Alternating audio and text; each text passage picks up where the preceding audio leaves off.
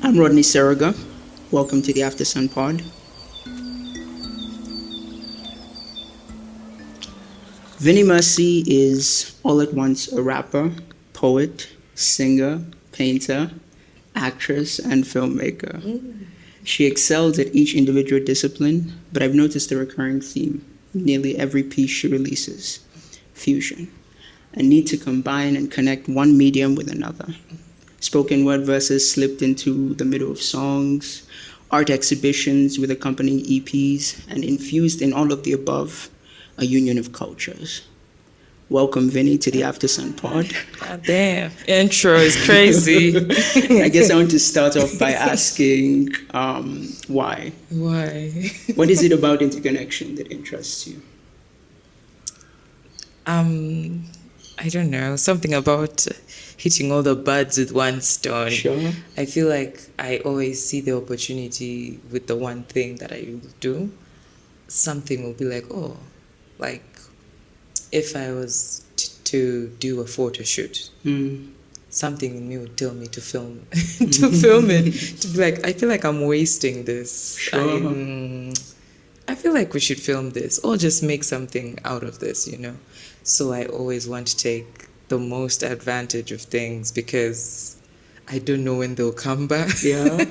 I'm like, I don't want to ever feel like I wasted the chance or the opportunity.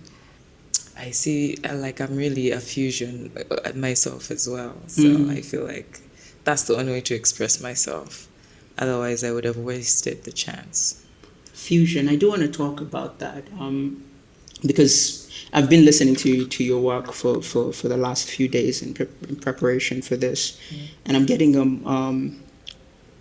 inspirations from like late 2000s R&B, hip hop, but I'm also getting modern Afrobeat, neo soul inspirations, and all of that in conversation with your culture, with the Madi people.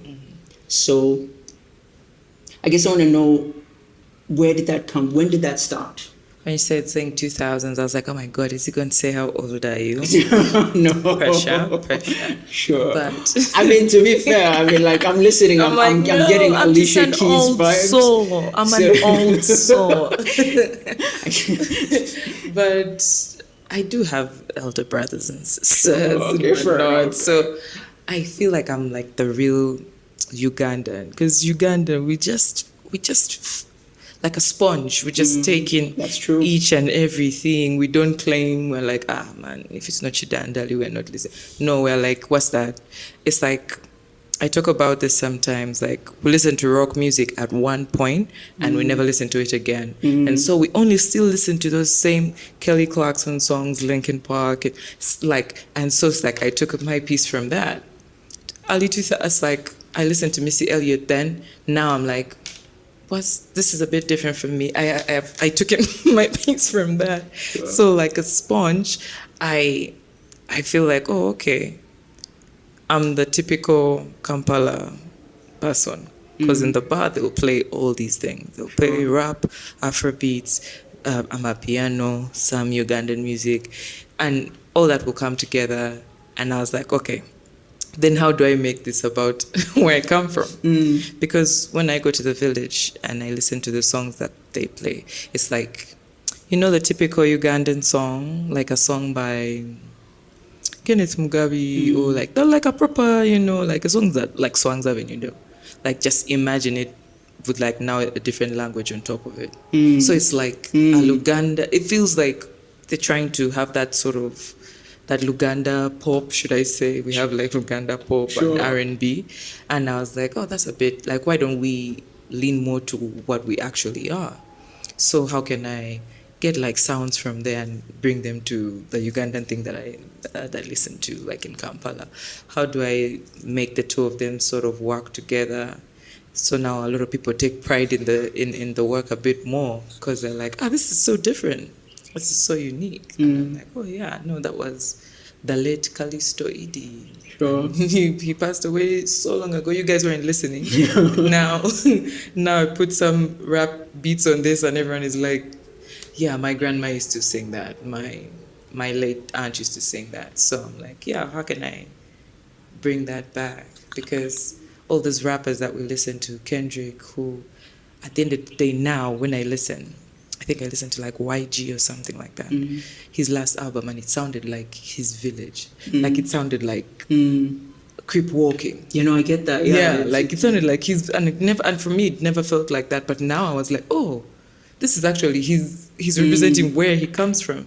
And we're bopping to that, so why can't we do that for here? I mean, like a Ugandan version of Good Kid, Mad City. Yeah, like it's like Kendrick's work is so tied to his Compton. Yeah. So yeah, it is odd. Like we feel like if we went to LA like this, we would just go where Kendrick has been talking about. Like this is Compton. I know this place. Like that's how attached we feel to the space. So I guess you're trying to represent your home through your music in a way. And I like what you said. Like you grew up in Kampala. Yeah. So the number of influences, myself as well, growing up, I focused more on film than music. My brother is a rapper, so all of my love for music came from him. Like I remember him showing me J. Cole albums, and just like I didn't get it, but I could get that he was excited. Passion, so I was like by extension. It's been a while since then. It's I feel like at this point Afrobeat is becoming, the world is taking ownership of Afrobeat.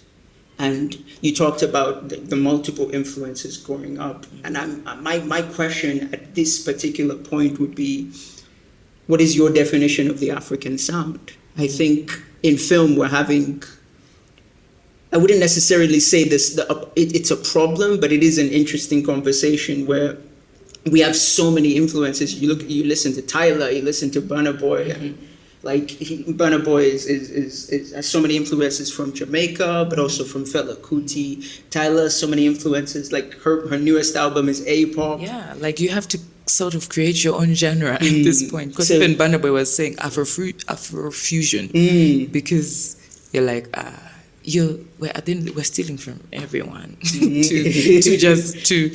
we listen to all these people. A lot of us don't like go to school to study music or stuff like that. So you listen, you imitate, and somehow you are supposed to find yourself in all the Adele, Whitney Houston, Kelly Clarkson, Grace Nachimera, Keiko. Like you find yourself somewhere in there. You're like, oh, how do I pick from this and make it my own? And do I fit in this ladder, or am I just going to have to make my own ladder?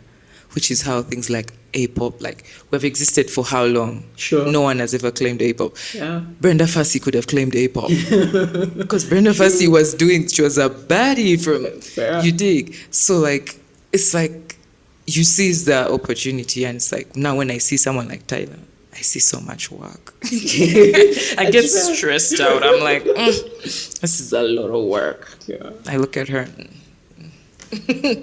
So from your experience, it's the African sound is individual. It's to you. For me, it's definitely a mix at this point in time, because even if as I was studying, like, and preparing for my album, and I'm looking back at sounds, we've still picked from Jamaica, from Rumba, from like, it is our nature to be influenced by others. I don't know if it's something to do with colonization.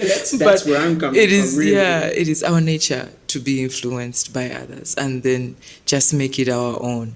So I'm like, okay, I'm going to have some dub in here and bring some Madi into this dub thing. And who's going to claim it if it's the way I've placed it? If I can listen to Diplo and Elephant Man, I can do that for myself here.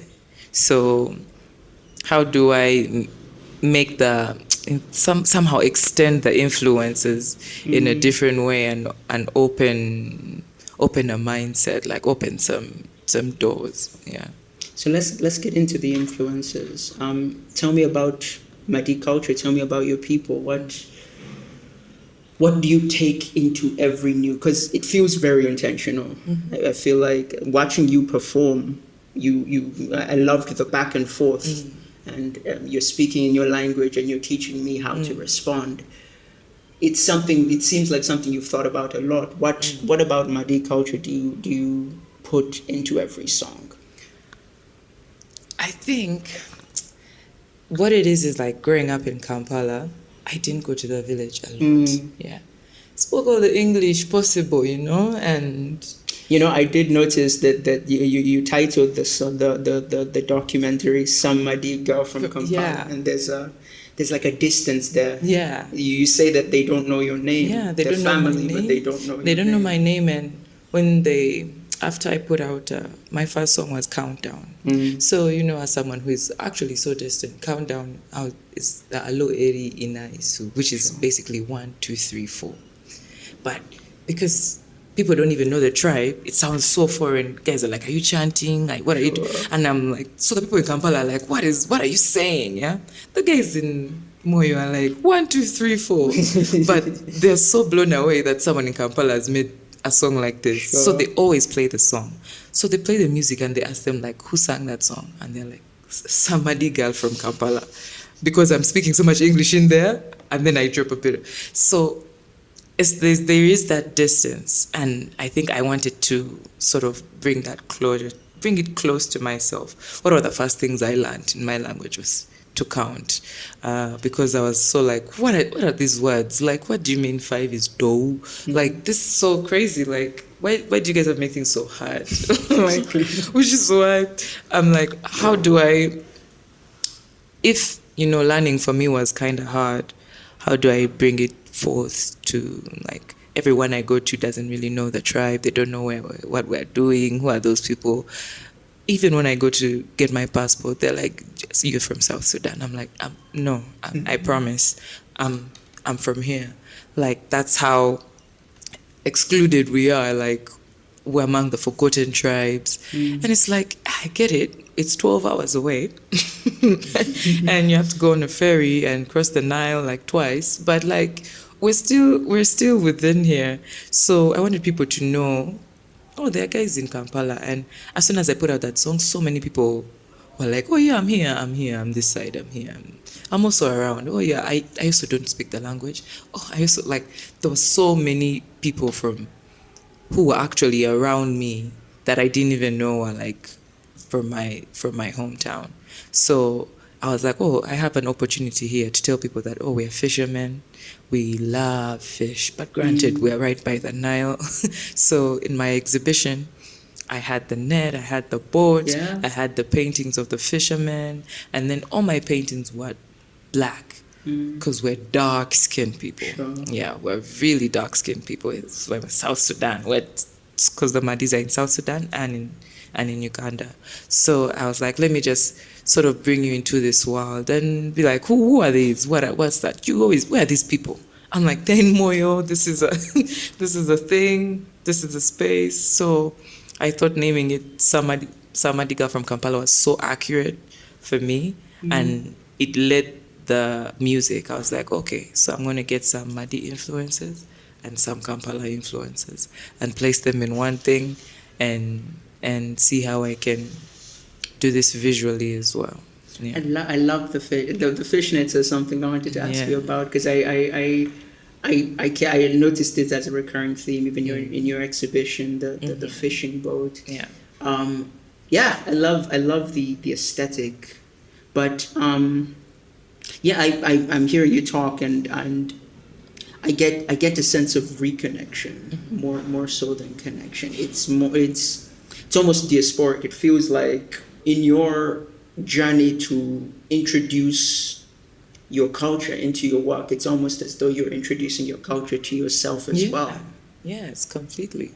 In so many ways, I'm like, okay, I've seen this white cork like all over the place. I don't even get it, but I went to bury my grandma, and this guy, he was from Lira.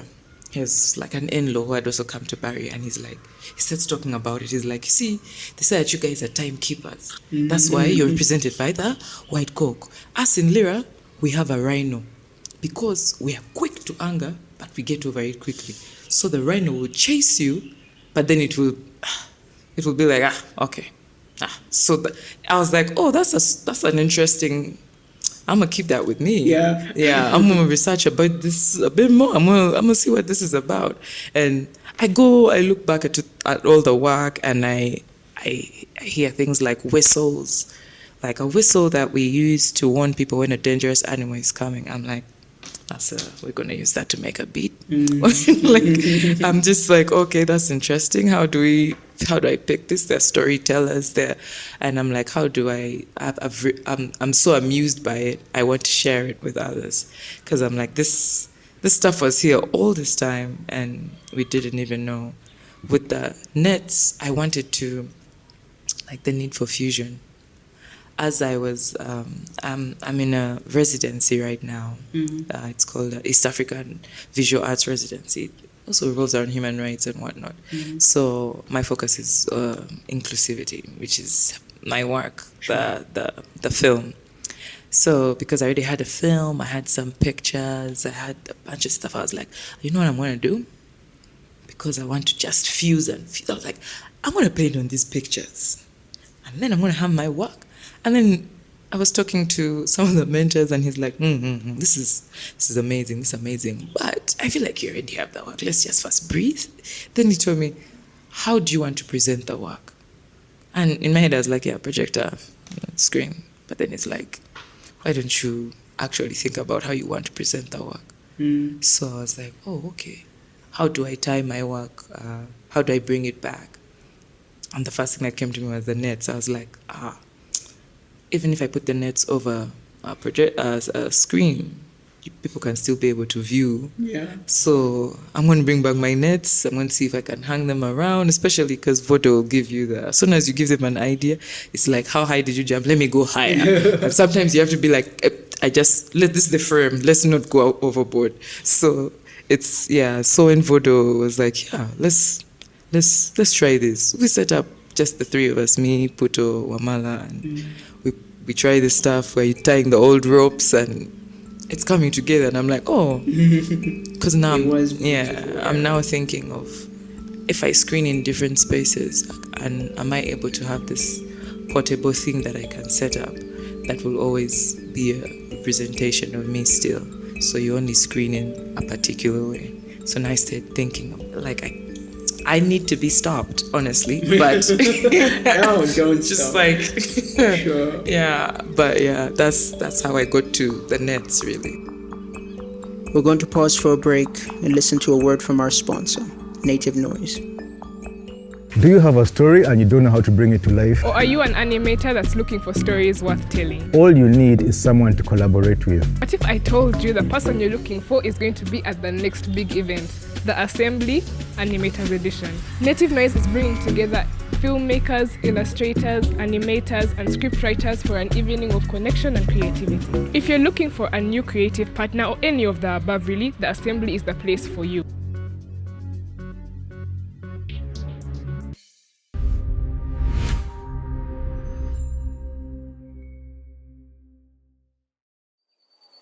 Tell me about your collaborators. You've mentioned a few already. Puto and his work. I've worked with Puto. Yeah. But he's very talented. But you also work with Nurski. Yes. You have a very unifying visual style that I really love.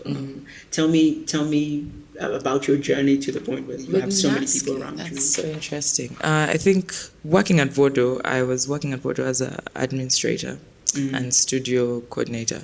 So I was always at the studio at Motive. And the Vodo is Zitoni, Tristan, Wamala, Cherine, who is a painter, and Puto, who is artist, art director. He's great on his feet. Yeah. He's amazing. He just needs to go. If he's actually interested in your work, you will see the vision come out. I've noticed. Which is great. So some of the people I worked with was also Elvis, the guy who takes pictures, and one of Elvis's friends was Naski. Naski was making a film, and he asked me to just take part in the film. That was my first film. I was like, okay. Are there any lines? He's like, man, there are no lines, man. Just know it's a short film. Don't even worry. It's just like 2 minutes. Like, I was like, okay, like, that's possible, yeah. Because I basically die in the beginning of the film. So dare I say I killed it. But I worked with him for the film. And after we did the film, and I think it came out, because we were just doing it for, just. Sure. Yeah. And he got nominated for some award, for like 2 awards. He won I think for the Uganda Film Festival. Yeah, and then there's that other one, I think it's called Roku. Yeah, we got nominated for Roku. We went together for that one as well. So after that, he was like, I want to do a video for you, because I had just made the music, and I'd made the music and now I was painting. Because at this point, I was like, I'm going to do the exhibition and the music. When I brought the music to Vodo, they were like, okay, well, we'll figure it out. So we changed our office space. We painted it black. The ceiling work, we made a black box, and then we brought the paintings into the black box. Yeah. So that was already like thought through. So with Naski, he was like, man, let's just do this thing together. Let's figure it out. We can make a video. So when I sent him the music, I sent him Countdown. He sent me some ideas. He had been, I think that's Little Sims, had just been making some crazy videos and stuff like that. So I did notice you on the border. Yeah. Reminded me a lot of her work. Stuff like that. So he was like, this would be a perfect direction for us. I know this location. Sure. If we can just figure this out. So I went back to Vodo. Vodo is like, yeah, send us the plan, send us the storyboard. Why are you using red? Why are you using blue? What does this symbolize? What does this mean to you, So after we made the video, I think we really liked the video. So that was Countdown. That was the first thing we put out in regards to the whole project. So we only shot one video for that EP. And after that, I worked with a different artist. She's called Abul. And we did Sosap. Sosap was like maybe the next year or so, which was also like, she was like, I want to put, you see, this feels possible. Can we put you in a boat on the road? And we're like, so the boat is moving on land? She's like, yeah, I feel like we can do this. I was like, with the taxis and all passing by, eh? She's like, I was like, yeah, that sounds like me. I feel like when you're coming up with an idea, everything sounds great until you have to do it. Sure. You're like, oh my goodness, why did I do this to myself? So yeah, with that, I had like this visual direction that I now created for myself. So I felt like that would be the best direction to go for my next project. Especially since, I've created a sound, I've created paintings, and after an exhibition, it's like, where are people going to see my work? I have to keep on looking for exhibition spaces. But now I'm like, if I can create visuals, if I can create like videos that I can have on YouTube that anyone can access anywhere, they'll always be seeing and be like, oh, okay, that's what those guys look like. Or this what this, okay, that's what that area is. Oh, that's what she means by what she sings about. Yeah. We've spoken about a lot of individual artists, Little Sims. I'd like to hear maybe growing up or just in general, which artists at the moment, maybe African artists, American artists, influence you at the moment. Who are you aspiring towards? Right now, I think, have you seen Guava Island? I did, yeah. That was a big inspiration for me Childish this particular Gambino. season. I think, Childish Gambino. I was like, okay, I want that. I really like that he naturally fixed his music into the film. Like, he was playing at the radio station, because that's where we'll hear music from. That makes sense. He had the concert. That's where he put the other song. Another one, he was just like singing to his girlfriend, like, so it wasn't like a musical of like ba-da and all of that. Sure. It was just like a natural flow. That's something I really admired. I also really like Tyler, the creator. I like how he's really passionate. Like, once he's gonna do this thing, he's gonna stick to that thing until the end of that season, and then he'll move to this next thing. And I'm like, his brain is always working. Solange, oh my goodness. Sure. She's like I would say like she's American, yes, but if she was African now, like you would understand her a bit more, because now it's just like these are American things, but like everything ties down to her culture at the point that she's performed at the Biennale. She has like human sculptures while she's performing, so her work is always like stage presence is like she's always like architecture is tied to her work, and all design, it's like yes please. I also really like Sampa the Great. Sampa, yeah. I just that's who I want to work with. Sure. I want to work with Sampa the Great. That she really blows my mind. Yeah, and I also try to do a lot of just like visual artists. I've been trying to learn about like endurance-based art. I've seen those exhibitions where it's like someone just digging, and you're like, what the hell is happening here? Like, what are they showing? Sure. Yeah, and I'm like, oh, this is something someone can do at an exhibition. What's stopping me from creating something that I can, have people have an interactive experience with? Yeah. So I've been seeing, even here, a lot of artists like I mentioned Sebo Lule. I've seen Sebo Lule's film. He also does poetry and rap and performance. He makes zines, like, those small books from scratch. I'm like, man. Sometimes I just ask him, where are you going, so that I pass there. It's like, like, what's the plan? Everywhere I go, I hear, I'm like, I wanted to do this. And they're like, oh, yeah, Lule. So asked about that. I'm like, Lule, come there. Stealing from me, bro. What's up? So I've also seen. I don't know if you've interacted with Sandra Subi. You've seen her work. Yeah. Like yes, arguably one of the most beautiful voices working today. It's genuinely But I didn't interact with her as an artist until I started working at Voodoo, and this time went to Masaka, and she was among the artists exhibiting, and her work is like it's not like hang up or whatever, it's like interactive. So she had sewn in like 1,000 shots and stuff together. So a bunch of people were inside, like you could wear where she's wearing, like so many people are wearing around her this one cloth. Yeah. And then we walked around Masaka, like walked through the market and came, like, so I was like, it's a lot of art performance there. I'm like, this is crazy. And then they said earlier on, like a few years, I think she walked along the railway. Wow. And she had like tied like rid sacks and sacks and sacks and sacks. So they just like sprayed it and she walked along the railway. I'm like, this is amazing. Everyone is doing so much work. And I can't. Initially, I think when I was coming up, I was like, there's no one, like, where can I even start from? Other than Keiko, never. I'm like, where do I? But then as I said, actually, like, researching and meeting people, I was like, guys have been there. Guys have been working. Guys have been making art from time. And I'm like, there's really nothing new under the sun. I feel like I had the same experience with film. Jumping into cinema on my own, I felt like the only influences that I could, because I'm a really big, obviously everyone grew up on Hollywood, but I remember the first time I watched a Korean film. I'm a really big fan of Korean films. Me too. I love BTS. For real.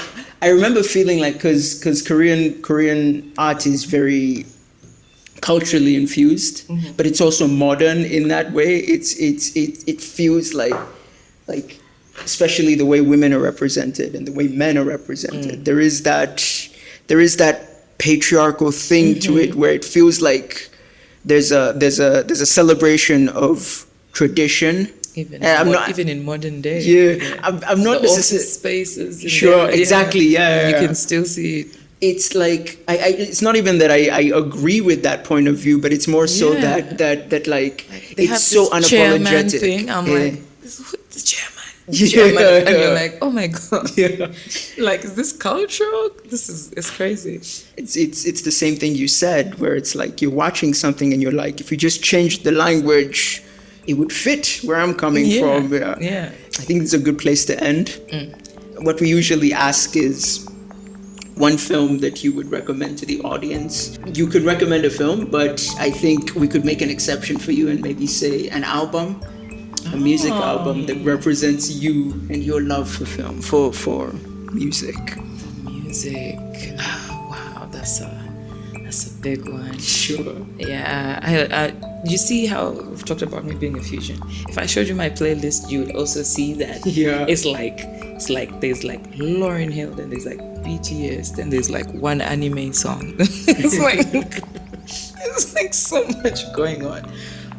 I would say Miseducation, Lauryn Hill is a good place because Lauren was one of the first people I saw sing and rap so effortlessly, like Sure. move from this point to that point and be so gracious in the same song. So I would put her down. With film, this can be any film. Any film. This has to be true to you. It has to be true to me. Yeah. I watch a lot of things, guys. I do a lot of things. Oh my goodness. I'm about to say Naruto. Naruto is Why really who I not? am. Why not? You guys, Naruto is really who I am. All talk jutsu.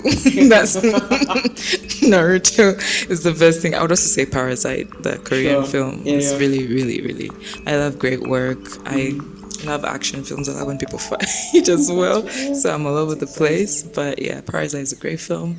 And Naruto, guys, give anime a real chance. Thank you, Vinny. Thank you for coming. and Yeah, I talking. This was appreciate. lovely. Yeah.